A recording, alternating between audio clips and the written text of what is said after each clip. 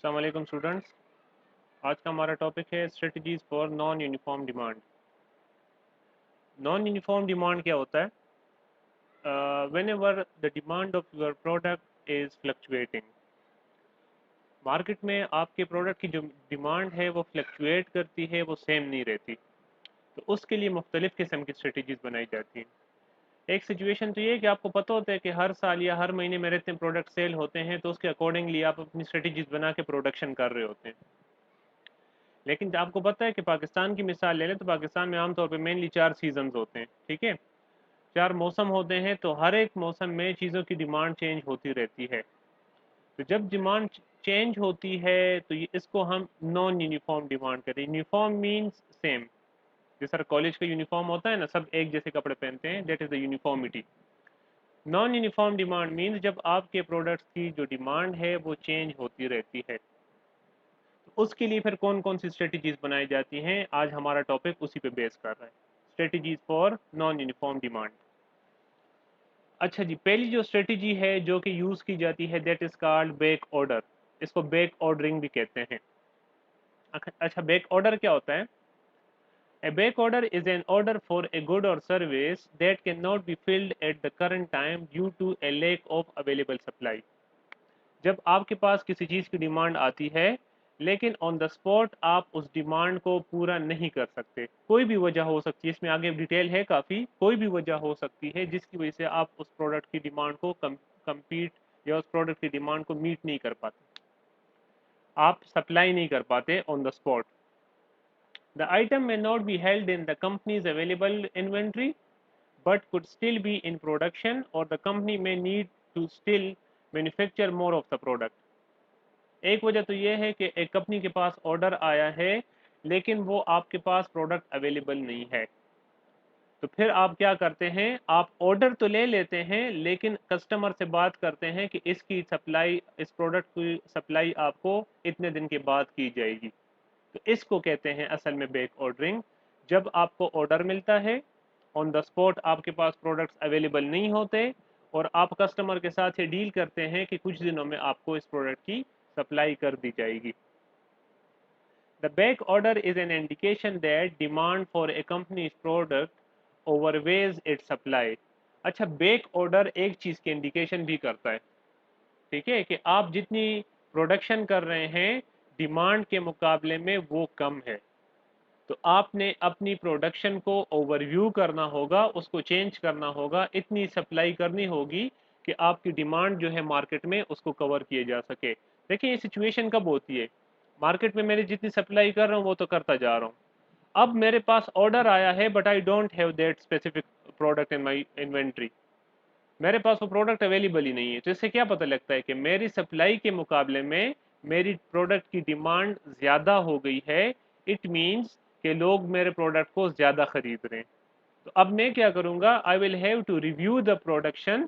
Production को review करूँगा और अपनी प्रोडक्शन को ज़्यादा करके सप्लाई को ज़्यादा करूँगा ताकि मैं सेल्स को, जो सेल्स की अपॉर्चुनिटी है उसको अवेल कर सकूं और ये ना हो कि मेरे बहुत सारे कस्टमर्स जो हैं वो बगैर प्रोडक्ट खरीदे ही गुजारा करना पड़े उनको। तो ये एक अपॉर्चुनिटी होती है। आपको जब पता लग गया कि मार्केट में मेरे प्रोडक्ट की डिमांड ज़्यादा है और सप्लाई कम है, तो फिर इसी तरीके से आपने सप्लाई ज़्यादा करनी है ताकि एक्स्ट्रा डिमांड को भी कवर किया जा सके। तो बैक ऑर्डर जो है देखें, ये यही जो हमें बताता है, दिस इज द इंडिकेशन कि हमारी जो डिमांड है प्रोडक्ट की वो सप्लाई के मुकाबले में ज़्यादा है।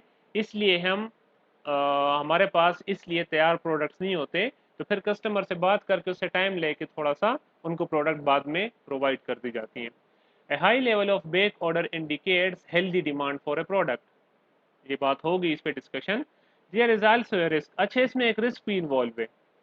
जब आप बैक ऑर्डरिंग करते हैं तो आप सिर्फ वही डिमांड पूरी करते हैं जो आपके पास आती है, उसके मुताबिक सप्लाई करते हैं। तो जब एक्स्ट्रा डिमांड होती है तो फिर आपके पास प्रोडक्ट्स नहीं होते। इसका एक फायदा तो ये है कि आप अपनी इन्वेंट्री मिनिमम पे रखते हैं तो आपको एक्स्ट्रा कॉस्ट बर्दाश्त नहीं करनी पड़ती, जितनी डिमांड है उतनी सप्लाई हो गई। लेकिन इसका नुकसान क्या है वो तो मैंने एक तो आपको बता दिया कि जब एक्स्ट्रा डिमांड होगी और आपके पास एक्स्ट्रा प्रोडक्ट नहीं होंगे उस डिमांड को पूरा करने के लिए, तो आप ये अपॉर्चुनिटी मिस कर जाएंगे। कि एक्स्ट्रा सेल्स हो सकती थी, but due to the non availability of the product अब वो सेल नहीं होगी। इसमें दूसरा नुकसान क्या हो सकता है या रिस्क कौन सा इन्वॉल्व है कि जब कस्टमर्स हमें ऑर्डर देते हैं तो देखें, मार्केट में तो डिमांड अवेलेबल है ना, रिटेलर्स या डिस्ट्रीब्यूटर्स हमारे पास आते हैं प्रोडक्ट्स खरीदने के लिए, हमें ऑर्डर देते हैं, लेकिन हम वो ऑर्डर रिजेक्ट कर लेते हैं कि हमारे पास ये प्रोडक्ट अवेलेबल नहीं है। तो इससे प्रॉब्लम क्या क्रिएट होती है, चांसेस हैं कि वो अपना ऑर्डर कैंसिल कर ले।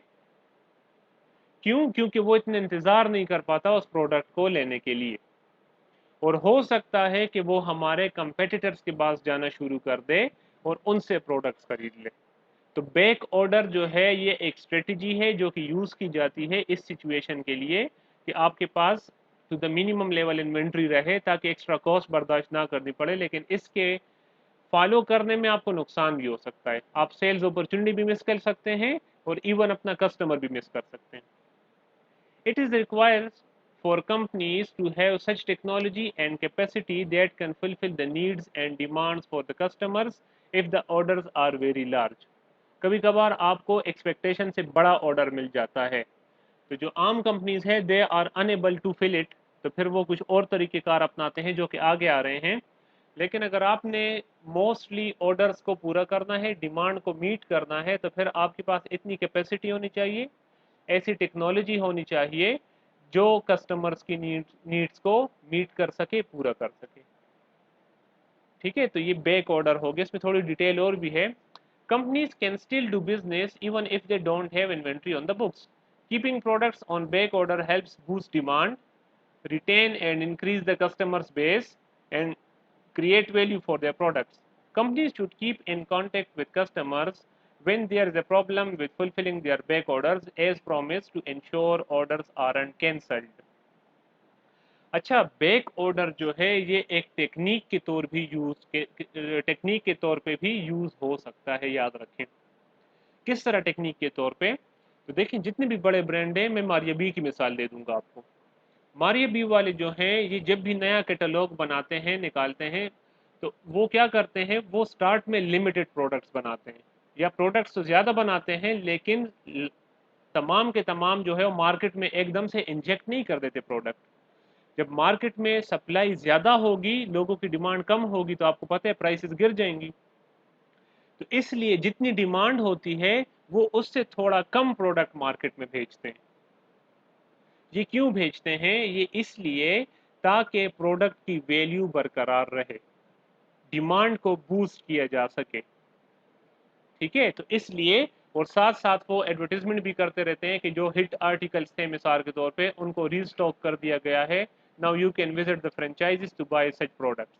तो इस तरीके से कस्टमर जो हैं वो हर टाइम मोटिवेटेड रहते हैं। एक चीज़ जब बहुत आम हो जाती है तो उसकी फिर आप ज़्यादा प्राइस चार्ज नहीं कर सकते। ज़्यादा प्राइस उन प्रोडक्ट्स की चार्ज की जाती है जो यूनिक होते हैं। तो यूनिकनेस बरकरार रखने के लिए, एक प्रोडक्ट की नॉवल्टी बरकरार रखने के लिए एकदम से आप मार्केट में तमाम प्रोडक्ट्स जो हैं इतनी हाई क्वांटिटी के साथ इंजेक्ट नहीं कर सकते।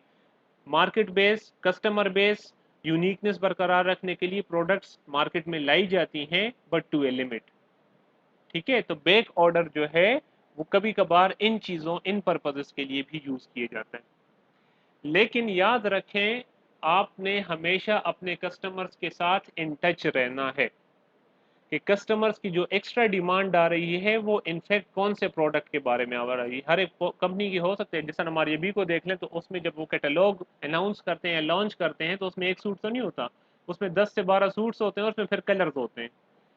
तो ये फ्रेंचाइजीज के साथ फैक्ट्री वाले लिंक में रहते हैं ताकि कस्टमर कौन सी प्रोडक्ट की डिमांड ज़्यादा कर रहे हैं, तो उन प्रोडक्ट्स को फिर एक्स्ट्रा प्रोडक्शन करके मार्केट में दोबारा से सप्लाई कर दिया जाता है, और वो प्रोडक्ट सप्लाई नहीं की जाती जिनकी डिमांड कम है, अदरवाइज उनकी वैल्यू फिर गिर जाती है। तो ये बैक ऑर्डर जो है इसके फ़ायदे भी हो सकते हैं आपको, लेकिन इसके आपको नुकसानात भी हो सकते हैं। तो बहुत टेक्निक के साथ, बहुत सोच समझ के साथ आपने ये स्टेप लेना होगा बैक ऑर्डरिंग का। फ़ायदा इसका क्या होगा? आपकी डिमांड कायम रहेगी, आपकी कस्टमर की बेस भी बनी रहेगी, और आप कस्टमर की जो डिमांड है उसको बूस्ट पे रख सकते हैं। यहाँ पे हमने एक और भी पढ़ा कि it shows the healthy demand. आपके प्रोडक्ट की जब डिमांड ज़्यादा होगी तो आपके पास अपॉर्चुनिटी है मार्केट में ज़्यादा प्रोडक्ट लाने की। इसका नुकसान क्या होगा? एक नुकसान तो इसका ये है कि आपकी जो सेल्स अपॉर्चुनिटी है और फॉर द टाइम बीइंग वो थोड़ी सी इफेक्ट होगी। लॉन्ग रन में फिर आप प्रोडक्शन ज़्यादा करके उसको हासिल कर सकते हैं। और दूसरे जो प्रॉब्लम क्रिएट होगा बैक ऑर्डरिंग की वजह से वो ये है कि कभी कभार जो आपके कस्टमर्स होते हैं वो बहुत ज़्यादा वेट नहीं कर पाते और अपना ऑर्डर कैंसिल कर लेते हैं। लेकिन याद रखें, जब वो ऑर्डर कैंसिल करेंगे तो वो चुप करके तो नहीं बैठेंगे, उनको तो प्रोडक्ट चाहिए, मार्केट में जो डिमांड है उन्हें तो प्रोडक्ट बेचनी है। तो वो आपके कंपेटिटर्स के पास चले जाते हैं वही प्रोडक्ट खरीदने के लिए या वैसा ही प्रोडक्ट खरीदने के लिए, जिससे आपकी प्रॉब्लम्स आपको क्रिएट हो सकती हैं। अच्छा, माजेबी हो गया, खाड़ी हो गया, ये बड़े बड़े जितने भी ब्रांड्स हैं, याद रखें ये सिर्फ अपने फ्रेंचाइज के ऊपर प्रोडक्ट्स नहीं बेचते, अदरवाइज ये फिर पूरी मार्केट को कैप्चर नहीं कर पाते। जितने भी बड़े बड़े ब्रांड्स हैं वो बड़े बड़े डिस्ट्रीब्यूटर्स हो गए, जिस तरह पेशावर में अर्शीन देख लें, उसके पास आपको हर एक ब्रांड का सूट मिलेगा, वो मारियबी हो, वो खाड़ी हो, वो सना सफीनाज हो, वो सेफायर हो, वो कोई भी इस तरह बड़ा ब्रांड हो कपड़ों का, तो आपके पास उनको वहाँ उनके पास अवेलेबल होते हैं। अगर ब्रांड सिर्फ इसके ऊपर बेस करना शुरू कर दे कि हम सिर्फ फ्रेंचाइजीज के थ्रू ही कस्टमर्स को टारगेट करेंगे, तो वो काफ़ी सारी सेल्स लूज कर सकते हैं। क्यों? क्योंकि हर एक जगह पे फ्रेंचाइज खोलना इट इज़ नॉट पॉसिबल। तो इसलिए वो डिफरेंट सिटीज़ में बड़े डिस्ट्रीब्यूटर्स देखते हैं, उनको फिर प्रोडक्ट्स बेची जाती हैं, सेल आउट की जाती हैं ताकि मार्केट को कैप्चर किया जा सके। अच्छा जी, इन्वेंट्री बिल्डअप क्या होता है? इन्वेंट्री बिल्डअप ये होता है कि जब आप टेम्पररी अपनी इन्वेंट्री इंक्रीज कर देते हैं टू मीट द डिमांड। ठीक है, तो ये भी एक टेक्निक है, एक स्ट्रेटेजी है जो कि नॉन यूनिफॉर्म डिमांड को पूरा करने के लिए या उसको उसके साथ टेकल करने के लिए बनाई जाती है। पढ़ लेते हैं इसको। It means temporary increase the inventory of the business. A company should increase the inventory stock with them to meet the non-uniform demand from the customers। इस पे तो बात हो गई कि आप टेम्पररी, ठीक है, टेम्पररी बेसिस पे अपनी इन्वेंट्री बढ़ाते हैं ताकि अगर मेरे पास एक्स्ट्रा डिमांड आ भी जाए तो मैं उसको कम्पीट कर सकूं या उसको मीट कर सकूं, पूरा कर सकूं। Inventory buildup starts because of the reasons. अच्छा, ये दो वजूहात की वजह से हो सकता है। एक तो आप इंटेंशनली बढ़ाएं, वो तो अलग बात है ना। इंटेंशनली आप क्या कहते हैं, ज़्यादा रॉ मटेरियल मंगा लेते हैं, फिर ज़्यादा वर्क इन प्रोसेस अपने पास रखते हैं और ज़्यादा फिनिश गुड्स बना के भी अपने पास रख लेते हैं। वर्क इन प्रोसेस इसलिए ज़्यादा बनाया जाता है ताकि अगर एकदम से डिमांड आ जाए तो मेरे पास ऐसा प्रोडक्ट हो जिसके ऊपर प्रोसेसिंग की थोड़ी ज़रूरत होती है। ठीक है, तो आप फिर अपने पास हर किस्म की इन्वेंट्री ज़्यादा रखते हैं ताकि टेम्पररी बेसिस पे इन्वेंट्री को ज़्यादा करके डिमांड को पूरा किया जा सके। अच्छा, ये दो वजूहात की वजह से इन्वेंट्री बिल्डअप आप कर सकते हैं। Number one, items get ordered in excess of the requirement. आपकी जितनी रिक्वायरमेंट है आप उससे ज़्यादा आइटम्स ऑर्डर कर लेते हैं, मंगा के अपने पास रख लेते हैं। Number two, they do not get used at the same rate at which they are received. अच्छा, दूसरी सिचुएशन वो है जो कि बन जाती है। बनती कैसे है? आप ज़्यादा ऑर्डर करके तो चीज़ें मंगा लेते हैं, ज़्यादा प्रोडक्शन भी कर लेते हैं, लेकिन उस हिसाब से आपकी सेल्स नहीं हो पाती। तो आपके पास इन्वेंट्री बल्क में पड़ी रहती है, तो इसको इन्वेंट्री बिल्डअप कहते हैं। ये ऐसी सिचुएशन है, या तो आप इसको इंटेंशनली बना सकते हैं, इस सिचुएशन को क्रिएट कर सकते हैं, या कभी कभार ये अनइंटेंशनली खुद ही बन जाती है। इंटेंशनली आप ज़्यादा चीज़ें ऑर्डर करके ज़्यादा प्रोडक्शन करते हैं। जब ज़्यादा प्रोडक्शन कर ली, for what purpose? To sell, to demand, sorry, to supply and to meet the demand. लेकिन होता क्या है, उस लेवल पे या उस रेट से आपकी चीज़ें सेल आउट नहीं होती और आपके पास इन्वेंट्री पड़ी रहती है। तो अगर एकदम से आफ्टर सम टाइम कोई एक्स्ट्रा डिमांड आती है तो आप उसको फिर पूरा कर सकते हैं। वर्क शिफ्ट स्केजुअल, मुख्तलिफ वर्क शिफ्ट्स होती हैं, जिस तरह के यहाँ शुगर मिल देख लें, शुगर मिल में 24 घंटे काम चलता रहता है, 8 घंटे की एक शिफ्ट होती है, हर 8 घंटे बाद शिफ्ट चेंज होती है, 3 शिफ्टों में काम हो रहा होता है। तो इसी तरह से आप फिर काम कर सकते हैं। Work in different shift can gain non uniform demand advantage. If there is excess demand for the product and the company is working in one shift, then they should hire new labor to work in the second shift to meet the demand of the customer. The existing labor force can also be used to work in second shift. In this case, they should be paid, can नहीं है इसमें, ठीक है, they should be paid some extra wages in form of overtime। अच्छा देखें, आपके पास एक shift काम कर रही है, सुबह 8 बजे से रह के शाम 4 बजे की, या 9 to 5।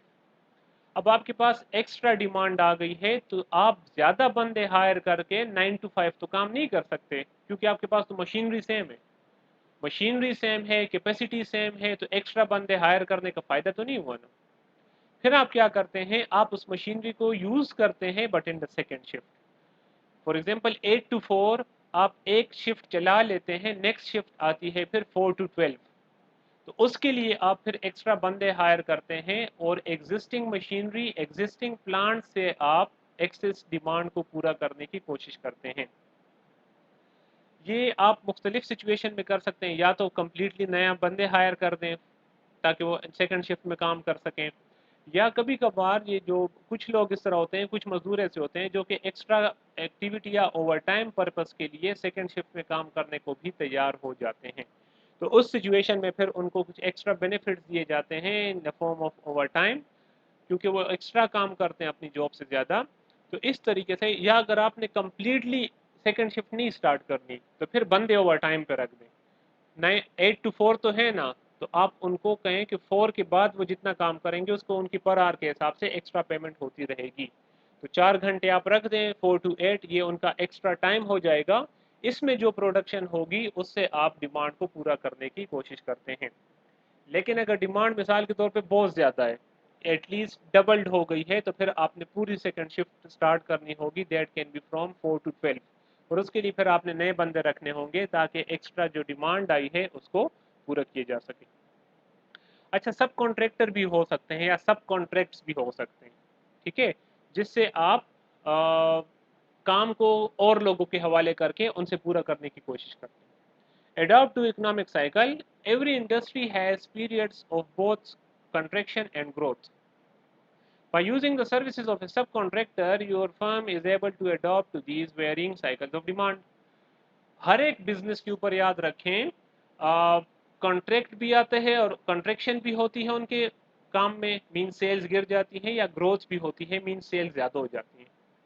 On the basis of these contractors, ये सब कॉन्ट्रैक्टर्स जो होते हैं, इनकी हेल्प से आप नॉन यूनिफॉर्म डिमांड को काफ़ी हद तक पूरा कर सकते हैं, ठीक है। Keep labour and overhead cost low. आप लेबर आपने लेबर हायर कर दिया है, now you will have to pay them. Pay them means काम है या काम नहीं है, आपने सैलरीज वेजेस देनी होंगी। आउटसोर्सिंग से ये हो गया, सब कॉन्ट्रैक्ट से ये होगा कि आप बाहर से बंदे हायर कर लेते हैं फॉर द टाइम भी, जितना आपके पास डिमांड ज़्यादा है उस पीरियड के लिए। जब वो डिमांड मीट हो जाती है, प्रोडक्शन हो जाती है, तो आप उन बंदों को दोबारा फायर कर सकते हैं, आपको एक्स्ट्रा पेमेंट करने की ज़रूरत नहीं होती। Using subcontractors also allows you to keep your overhead costs low. As the main contractor, your company doesn't have to worry about hiring and staffing, employee benefits and office space for permanent workers and equipment. Permanent workers के लिए आपको फिर office space भी चाहिए, उनके लिए extra benefits भी देंगे, उनके हर साल तनख्वाह में इजाफा भी करेंगे, तो ये कितनी ज़्यादा प्रॉब्लम्स है। आसान तरीका ये है, आउटसोर्सिंग करें, बाहर से बंदे हायर करें, और काफ़ी सारी कंपनीज अवेलेबल है जो कि सिर्फ इसका काम करती हैं कि आपको बंदे प्रोवाइड करते हैं, जैसे आपने सिक्योरिटी वाले भी देखे होंगे। सिक्योरिटी कंपनीज होती हैं जो कि बैंक्स हो गए, ऑफिस हो गए, उनको सिक्योरिटीज प्रोवाइड करती हैं।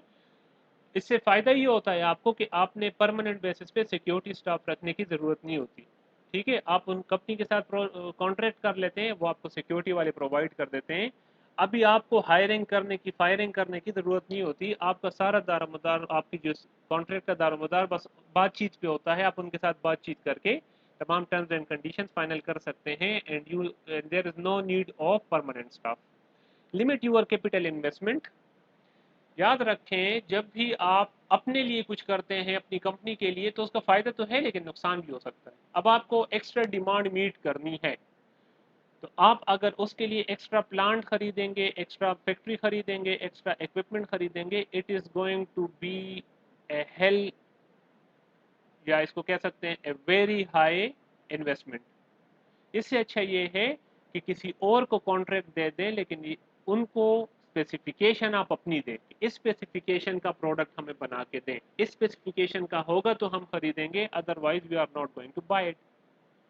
तो इससे आपका कैपिटल की जो इन्वेस्टमेंट है वो नहीं ज़ाया होती और आप मिनिमम कैपिटल इन्वेस्टमेंट के साथ ज़्यादा से ज़्यादा फ़ायदा उठा सकते हैं। कंट्रोल कॉस्ट, ये सारी जो ऊपर बातें हुई मेरे ख्याल से कंट्रोल कॉस्ट पे ही है। आपको एक्स्ट्रा लेबर नहीं चाहिए, सीजनल लेबर हायर करें, सीजन ख़त्म लेबर को फारिग कर दें। आप सीजन लेवल पे फैक्ट्री हायर करें, किसी और की एक्सपर्टीज हायर करें, सीजन खत्म, डिमांड नॉर्मल पे आ गई, उसके साथ कॉन्ट्रैक्ट खत्म। तो इस तरीके से आप प्रोजेक्ट जो हैं वो लोगों को देते हैं और वो आपके लिए वो काम करके देते हैं on on some monetary basis. जिस तरह आपकी जो एक्स्ट्रा डिमांड है, जो एक्सेस में आपको डिमांड मिली है, वो जिस तरह कंप्लीट हो जाती है, वो मीट हो जाती है, ख़त्म हो जाती है, एवरेज पे आ जाती है, तो आप उनके साथ कॉन्ट्रैक्ट ख़त्म करके अपनी जो आपकी नॉर्मल प्रोडक्शन है वो शुरू कर देते हैं। मल्टी स्किल्ड स्टाफ क्या होता है? मल्टी स्किल्ड स्टाफ नाम से ही पता लग रहा है, ऐसा स्टाफ जो मुख्तलिफ उसके पास कैपेबिलिटीज़ हों, उसके पास स्किल्स हों, जो एक से ज़्यादा जगहों पे काम कर सके। ठीक है, ये ज़्यादातर आप इस हॉस्पिटल्स वगैरह में देखें तो जो स्टाफ होता है, दे आर इनफैक्ट वो डॉक्टर्स के साथ रह रहे कि पूरे डॉक्टर्स हो जाते हैं। आप अगर इमरजेंसी के टाइम जाते हैं और डॉक्टर अवेलेबल नहीं है तो आपकी पूरी ट्रीटमेंट जो है वो टेक्नीशियन कर रहे होते हैं, जो नर्स लोग, जो नर्सेज होते हैं, जो टीम होती है वही कर रहे होते हैं, क्योंकि डॉक्टर में और मे नॉट बी अवेलेबल। ठीक है, तो वो एक से ज़्यादा एक्टिविटीज़ या स्किल्स उनके पास या कैपेबिलिटीज़ उनके पास होती हैं। Multi-skilled workers have training and skills in more than one area of the business. Such accommodations allows a firm to move workers where they are needed from one moment to another. एक जगह से दूसरी जगह आप अपने labour को भेज सकते हैं, आप स्टाफ को भेज सकते हैं, ताकि जहाँ पे इनकी ज़्यादा ज़रूरत है वहाँ पे ये हेल्प कर सकें। Companies cross train employees to increase productivity and reduce labour cost. जितना कंपनीज ये खुद ट्रेनिंग देती हैं, उनको डिफरेंट डिपार्टमेंट में थोड़ा थोड़ा टाइम गुजारती हैं, अपने स्टाफ के ऊपर गुजारते हैं थोड़ा थोड़ा टाइम डिफरेंट डिपार्टमेंट्स में। इससे फ़ायदा क्या होता है? इससे जो हमारा स्टाफ है वो मल्टी स्किल्ड हो जाता है। तो मिसाल के तौर पे एक जगह ऑर्गेनाइजेशन में एक डिपार्टमेंट से कोई अहम बंदा काम छोड़ के चला गया, तो कोई और तो होना चाहिए जो उसकी जगह फॉर द टाइम बीइंग तो काम कर सके ना। जब हायरिंग कर लेंगे फिर तो मसला नहीं होगा। तो इस तरीके से मल्टी स्किल्ड वर्कर्स भी जो हैं ये डिमांड, नॉन यूनिफॉर्म डिमांड को मीट करने में बहुत हेल्पफुल साबित होते हैं। चलिए जी, ये था आज का topic. That was about the strategies for non uniform demands. Thank you ji, Allah हाफिज़।